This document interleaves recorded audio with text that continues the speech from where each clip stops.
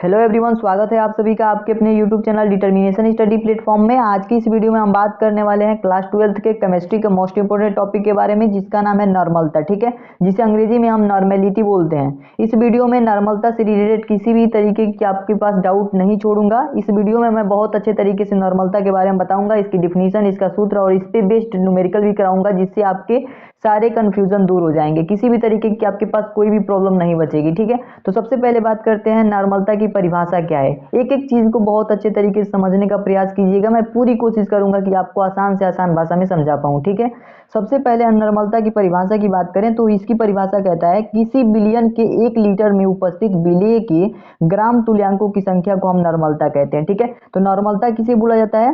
किसी 1 litre billion में उपस्थित विलेय के ग्राम तुल्यांकों की संख्या को हम नॉर्मलता कहते हैं। ठीक है, जैसे कि एग्जाम्पल के तौर पे हम मान लेते हैं ये हमारे पास एक बीकर है जिसमें NaOH को जल में घोला गया है। ठीक है, हम मान लेते हैं कि ये 1 बिलियन है। इस सपोज कर लेते हैं कि NaOH जो है जल में घोला गया है। ठीक है, तो इसमें जो 1 लीटर जो बिलियन होगा ना, इसमें जो ये मान लीजिए कि 1 लीटर का बिलियन है, 1 लीटर का बिलियन है, तो 1 लीटर बिलियन में जितने विलेय के ग्राम तुल्यांकों की संख्या होगी ना, विलेय पदार्थ के जितने ग्राम तुल्यांकों की संख्या होगी उसे हम कहते हैं नॉर्मलता। ठीक है, तो आशा करता हूं नॉर्मलता आपको समझ में आ गया होगा। ठीक है, एक बार मैं और रिपीट करता हूं। अगर हमारे पास एक बीकर है जिसमें हमारे पास 1 बिलियन है, बिलियन को हम मान लेते हैं कि NaOH को जल में घोला गया है, ये हमारे पास 1 बिलियन है। इस बिलियन के 1 लीटर बिलियन में जितने भी विलेय की संख्या होगी ग्राम तुल्यांकों में, तो उसे हम कहते हैं नॉर्मलता। ठीक है, तो आशा करता हूं नॉर्मलता आपको क्लियर हो गया होगा। ठीक है, चलिए इसके सूत्र की बात कर लेते हैं। तो नॉर्मलता का सूत्र जो यहाँ से प्राप्त होता है हमें, इसके होता है नॉर्मलता।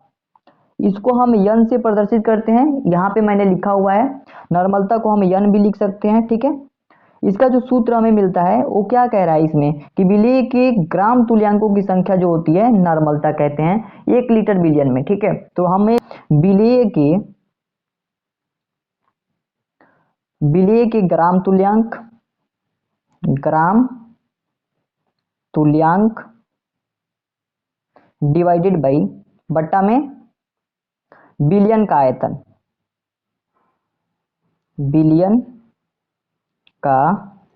आयतन, ये इसकी फॉर्मूला होती है। और जो बिलियन का आयतन होता है ये लीटर में होना चाहिए। ठीक है, बिलियन का जो आयतन होता है ना, ये लीटर में होना चाहिए। ठीक है, नॉर्मलता का जो सूत्र निकल के आया, क्या निकल के आया? विलेय के ग्राम तुल्यांक बट्टा में बिलियन का आयतन। ठीक है, ये लीटर में होना चाहिए बिलियन का आयतन।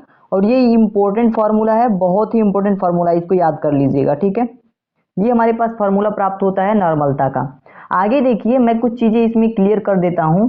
यहाँ पे अगर हम बात करें ग्राम तुल्यांक की यहाँ पे बात किया है, तो देख लीजिए ग्राम तुल्यांक का एक और फार्मूला होता है। ठीक है, ग्राम तुल्यांक का फार्मूला आपने पढ़ा होगा। ग्राम तुल्यांक बराबर होता है हमारे पास भार बट्टा में तुल्यांकी भार। ठीक है, भार बट्टा में क्या होता है? तुल्यांकी भार। ये हमारे पास फार्मूला होता है ग्राम तुल्यांक का। ठीक है, ग्राम तुल्यांक बराबर क्या होता है? भार अपान में तुल्यांकी भार। अब देखिए यहाँ पे विलेय के ग्राम तुल्यांक की जगह पे हम अगर ये लिखना चाहें, इसके जगह पे अगर हम ये लिखें भार अपान में तुल्यांकी भार, तो इसमें कोई दिक्कत नहीं होनी चाहिए। ठीक है, आराम से लिख सकते हैं। तो चलिए हम इसके सूत्र को थोड़ा सा मॉडिफाई करते हैं। यहाँ पे आप नॉर्मलता ज्ञात कर रहे हैं, तो यानी कि यन बराबर में यहाँ विलेय के ग्राम तुल्यांक की जगह पे हम विलेय का भार बट्टा में विलेय का तुल्यांकी भार लिख सकते हैं। ठीक है, तो यहाँ पे लिखेंगे विलेय का भार। अब आप सोचेंगे कि यहाँ पे विलेय के ग्राम तुल्यांक की बात किया जा रहा था, विलेय का भार कहाँ से आया? तो आपको पता है कि ग्राम तुल्यांक बराबर होता है भार अपान में तुल्यांकी भार। ठीक है, अब इस भार की जगह पे हमने लिखा विलेय का भार। ठीक है, क्योंकि विलेय के ग्राम तुल्यांक की बात किया है, तो यहाँ पे जो भार होगा वो विलेय का ही होगा। ठीक है, तो विलेय का भार अपान में यहाँ पे जो तुल्यांकी भार होगा ना, ये यहाँ पे नीचे आ जाएगा, सबसे नीचे आएगा, तो यहाँ पे इसमें मल्टीप्लाई हो जाएगा। बिलियन के आयतन में क्या होगा? उसका मल्टीप्लीकेशन हो जाएगा, तो मल्टीप्लाई हो जाएगा, तो यहाँ पे आ जाएगा, ये हो जाएगा हमारे पास विलेय का तुल्यांकी भार। अब इसके साथ मल्टीप्लाई में एक ऑलरेडी यहाँ पे उपस्थित है बिलियन का आयतन, ठीक है। तो यहाँ पे हमें लिख देना है बिलियन का आयतन, बिलियन का आयतन, ये हमारे पास हो गया। और बिलियन का आयतन किस में होना चाहिए, लीटर में होना चाहिए, ठीक है। तो बिलियन का आयतन लीटर में, ये हमारे पास फॉर्मूला आ गया है नॉर्मलता का। तो इस तरीके से ये जो फार्मूला है ना, ये सबसे ज्यादा इंपॉर्टेंट है, क्योंकि इसी पर बेस्ड न्यूमेरिकल आपके आते हैं। जितने भी आंकिक प्रश्न पूछे जाते हैं इसी फार्मूले पे बेस्ड होते हैं। तो इस फार्मूले को भी याद रखिएगा, ऊपर वाला फार्मूला भी याद रखिएगा। कभी कभी आपको डायरेक्ट अगर मान दिया हो तो उस पर रख दीजिएगा, या फिर आपको इस तरीके से करके आपको प्रश्नों को हल करना है, ठीक है। तो अगर आप इस फार्मूले को संकेत के रूप में लिखना चाहें तो यन से हम नॉर्मलता कहते हैं। तो यन तो ऑलरेडी संकेत में हमने लिख दिया है। विलेय के भार की अगर बात करें तो विलेय के भार को हम डब्ल्यू बी से प्रदर्शित करते हैं। बी जो है, बी विलेय को प्रदर्शित करता है और डब्ल्यू जो है भार को प्रदर्शित करता है, ठीक है। बट्टा में डब्ल्यू बी मतलब विलेय का भार। विलेय की तुल्यांकी भार की बात करें तो यहाँ पे हम ईबी लिखते हैं, ईबी। बी जो है विलेय को प्रदर्शित करता है और तुल्यांकी भार का मतलब होता है इक्विवेलेंट, यानी ई से प्रदर्शित करते हैं, ठीक है। उसके बाद से हम यहाँ पे लिख देंगे मल्टीप्लाई है तो मल्टीप्लाई। बिलियन के आयतन की बात करें तो बिलियन का आयतन जो होता है वीटी लिख देंगे, क्योंकि भी जो है आयतन की बात कर रहा है और बिलियन को प्रदर्शित करने के लिए हमने यहाँ पे टी लिखा है, ठीक है। ध्यान से समझिएगा, ये अलग अलग बुक में अलग अलग तरह से लिखा होता है, तो संकेत अलग अलग तरह से लिखा होता है। तो मैंने जिस तरीके से लिखा है उस तरीके से मैंने बता दिया है। अगर आप इस तरीके से चाहें तो इस तरीके से याद कर सकते हैं, या फिर आप हिंदी में भी इसका सूत्र याद रख सकते हैं, ठीक है। तो ये हमारे पास बहुत ही इंपॉर्टेंट सूत्र है, ये काफी इंपॉर्टेंट सूत्र है, इसको जरूर याद रखिएगा। ये सूत्र जो है बहुत इंपॉर्टेंट है। इस पे बेस्ड मैं एक न्यूमेरिकल को भी लेकर के आया हूँ जिसे हम सॉल्व कर लेते हैं, ठीक है। तो आशा करता हूँ नॉर्मलता से आपको किसी भी तरीके की यहाँ पे कोई भी डाउट नहीं बची होगी। अगर कोई डाउट हो तो कमेंट बॉक्स में जरूर बताइएगा, ठीक है। मैं कोशिश करूंगा कि एक और वीडियो बना करके उसमें आपका डाउट क्लियर कर दूं। अब हम इस पे बेस्ड एक न्यूमेरिकल यानी आंकिक प्रश्नों को सॉल्व कर लेते हैं, ताकि हमारा जो डाउट है इस सूत्र को लेकर के वो सारी चीजें क्लियर हो जाएं और इस सूत्र को कैसे अप्लाई करना है ये भी हमें समझ में आ जाए, ठीक है। तो चलिए एक आंकिक प्रश्नों को सॉल्व कर लेते हैं। तो यहाँ पे मैंने एक न्यूमेरिकल लिया हुआ है जो नॉर्मलता से आधारित है। नॉर्मलता इसमें ज्ञात करनी है हमें, तो इस न्यूमेरिकल को पढ़ते हैं, उसके बाद से इसे हम सॉल्व करते हैं, ठीक है। सबसे पहले इस प्रश्न को पढ़ेंगे। 80 ग्राम NaOH को जल में घोलकर 500 ml बिलियन बनाया गया, तो बिलियन का नॉर्मलता ज्ञात करो, ठीक है। तो इस न्यूमेरिकल को पढ़ते हैं। 80 ग्राम NaOH को जल में घोलकर 500 ml बिलियन बनाया गया, तो बिलियन की नॉर्मलता ज्ञात करो, ठीक है। तो इसमें क्या कह रहा है, बिलियन की नॉर्मलता ज्ञात करने के लिए कह रहा है 80 ग्राम NaOH को हमने क्या किया है, जल में घोल दिया है, ठीक है, घोल करके एक बिलियन बनाया है। तो इस तरीके से इस प्रश्न का अगर हम हल करें, इस प्रश्न को अगर हम सॉल्व करें तो किस तरीके से करेंगे, इस प्रश्न में हमें क्या क्या दिया हुआ है उसको पहले लिख लेते हैं, ठीक है। जब भी आप एग्जाम में क्वेश्चंस को सॉल्व करेंगे तो किस तरीके से लिखना है आपको समझिए। यहाँ पे जो यहाँ पे NaOH का भार है ना वो हमें दिया हुआ है 80 ग्राम, ठीक है। तो आपको लिखना है NaOH का भार कितना दिया, ग्राम में दिया गया है तो भारी है ना, तो NaOH का भार जो होगा हमारे पास 80 ग्राम दिया हुआ है, तो 80 ग्राम लिख लेंगे। NaOH का भार की बात करें तो भार को मैंने बताया था कि W से प्रदर्शित करते हैं। चूंकि NaOH जो है विलेय है तो W नीचे हम B लिख सकते हैं। NaOH क्या है, विलेय है, क्योंकि इसको जो है जल में घोला जा रहा है, तो क्या होगा, ये विलेय होगा NaOH, तो इसे WB भी लिख सकते हैं। तो NaOH का हमारे पास भार कितना आ गया, 80 ग्राम दिया हुआ है, ठीक है।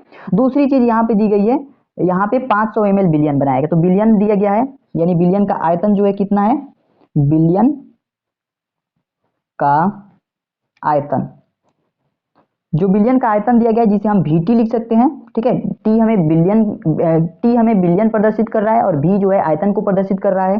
तो इस तरीके से इसे हमें दिया गया है 500 ml, इतना दिया गया है। और आपको पता होगा कि जो बिलियन का आयतन होता है लीटर में होना चाहिए, तो यहाँ पे 500 ml में है, तो इसको हम लीटर में बनाने के लिए क्या करेंगे, 500 में हम 1000 से भाग कर देंगे।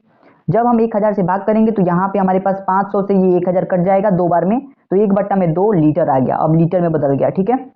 अब इस तरीके से ये क्या हुआ, लीटर में बदल गया। आगे सॉल्व करेंगे इसको, देख लीजिए। अब हमें क्या करना है, जो जो यहाँ पे चीजें दी गई हैं उनको मैंने रख लिया। अब हमें क्या करना है कि हमें तुल्यांकी भार निकालना पड़ेगा, किसका, NaOH का। तो विलेय का तुल्यांकी भार निकालेंगे तभी तो उस सूत्र में अप्लाई करेंगे। जो सूत्र हमारा है उसमें तो तुल्यांकी भार को भी हमें लिखना होता है, तो तुल्यांकी भार तो यहाँ पे दिया नहीं है इस प्रश्न में, तो तुल्यांकी भार निकालेंगे, किसका निकालेंगे, NaOH का। तो लिखेंगे NaOH का तुल्यांकी भार, तुल्यांकी भार। तो NaOH का तुल्यांकी भार यानी कि हम जिसे EB से प्रदर्शित करते थे, जो हमारे सूत्र में था, उस सूत्र को भी मैं अभी लिखूंगा। पहले यहाँ पे अभी तुल्यांकी भार निकाल लीजिए, उसके बाद मैं उस सूत्र को लिखूंगा, आपको क्लियर हो जाएगा। ठीक है, तो EB यानी E जो है ये तुल्यांकी भार को प्रदर्शित करता है और B जो है विलेय को यानी कि NaOH को प्रदर्शित कर रहा है। ठीक है, तो यहाँ पे इसके तुल्यांकी भार की अगर बात करें तो तुल्यांकी भार का सूत्र आपको पता होगा कि अणु भार अपान में क्या होता है, N से प्रदर्शित करते हैं और अणु भार को हम MB से प्रदर्शित करते हैं। तो विलेय का अणु भार, ठीक है, विलेय का अणु भार यानी NaOH का अणु भार, और यहाँ पे N जो है ये हमारे पास अम्लीयता है। तो यहाँ पे आप इसको यहाँ से निकाल सकते हैं। अगर हम इसके तुल्यांकी भार की बात करें तो NaOH का जो अणु भार होता है वो 40 होता है, तो 40 लिखेंगे नीचे। यहाँ पे जो N है, N का मतलब अम्लीयता, इसमें अम्लीयता की बात करें तो यहाँ पे एक ही OH है। ठीक है, तो यहाँ पे एक OH है, तो यानी कि इसकी जो N नंबर ऑफ अम्लीयता, नंबर ऑफ एसिड होगा जो यहाँ पे 1 होगा। ठीक है, तो यहाँ पे जो N का मान होगा 1 हो जाएगा। तो 40 बट्टा में क्या हो गया, 1 हो गया, यानी कि यहाँ से हमें मिल गया 40। ठीक है, तो यहाँ से हमें क्या मिल गया, 40 मिल गया। तो अब इसको हम क्या करेंगे, सूत्र पे रख देंगे, क्योंकि हमारे पास तुल्यांकी भार निकालना था, तुल्यांकी भार यहाँ पे निकल गया है। ठीक है, NaOH का तुल्यांकी भार निकल गया। अब हम यहाँ पे सूत्र में रख देंगे। तो हमें क्या निकालना था, नॉर्मलता निकालना था, नॉर्मलता की गणना करनी थी। तो अब हम नॉर्मलता का सूत्र जो है लिखेंगे यहाँ पे और उस पर रख देंगे सारे मानों को, हमारे आसानी से मान प्राप्त हो जाएगा।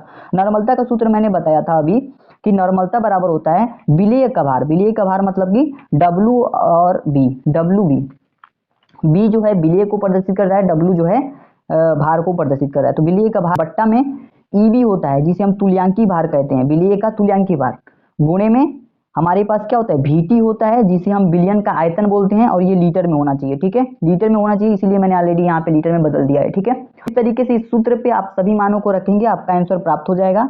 N बराबर हो जाएगा WB की जगह पे हम क्या रखेंगे, यहाँ पे 80 ग्राम, यानी कि विलेय के भार को की बात कर रहा है, तो WB बराबर क्या हो जाएगा, WB की जगह पे 80 हो जाएगा, बट्टा में EB की जगह पे क्या होगा, हमने अभी यहाँ पे तुल्यांकी भार निकाला 40, तो यहाँ पे 40 रखेंगे, और मल्टीप्लाई है तो मल्टीप्लाई का निशान लगाएंगे, और यहाँ पे VT जो है, VT कितना दिया गया है, 1/2 लीटर मैंने बदला है, तो 1/2 लिख देंगे। ठीक है, यहाँ से 2 से अगर हम इस 40 को काटे तो कितने बार में कट जाएगा, 20 बार में कटेगा, 20 बार में कटेगा। और इस 20 से हम यहाँ पे 80 को काटें, 20 चौका 80, सॉरी 4 बार में कट जाएगा। तो 20 से ये 4 बार में कट गया, तो यहाँ पे 4 आ गया। ठीक है, तो 20 चौका 80, यहाँ ऊपर क्या आ गया, 4 आ गया, यानी कि हमारे पास जो नॉर्मलता मिली, जो नॉर्मलता का मान प्राप्त हुआ वो हमारे पास क्या हुआ, 4 प्राप्त हो गया। ठीक है, तो ये जो है हमारे पास 4 जो है आंसर हो जाएगा, ये हमारे पास नॉर्मलता ज्ञात हो गई। ठीक है, तो आशा करता हूँ ये क्वेश्चन आपको समझ में आ गया होगा, और इस सूत्र को कैसे हम रख करके कैसे मान निकाल सकते हैं नॉर्मलता का, आसानी से आप समझ गए होंगे। आज के लिए इतना ही रखते हैं दोस्तों, मिलते हैं नेक्स्ट वीडियो में एक नए इंपॉर्टेंट टॉपिक के साथ, तब तक के लिए धन्यवाद।